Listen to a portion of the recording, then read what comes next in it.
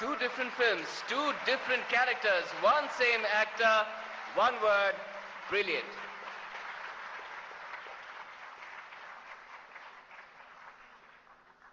और अभिनेत्री सोनम कपूर को एयर होस्टेस नीरजा का मार्मिक किरदार निभाने के लिए फिल्म नीरजा के लिए विशेष उल्लेख, आपको प्रमाण पत्र।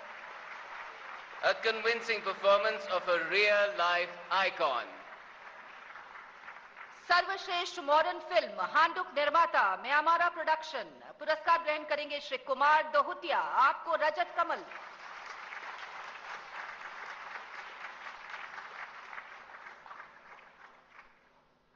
निर्देशक जायचिंग जाय दोहुटिया, आपको भी रजत कमल।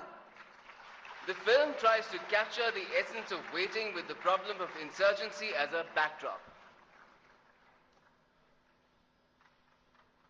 सर्वश्रेष्ठ तुलु फिल्म मदीपू, निर्माता आस्था प्रोडक्शंस को रजत कमल, पुरस्कार ग्रहण करेंगे श्री संदीप कुमार नंदाली के।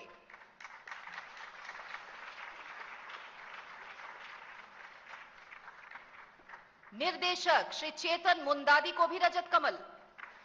Madipu gets the award for sensitively highlighting the hollowness of orthodoxical traditions.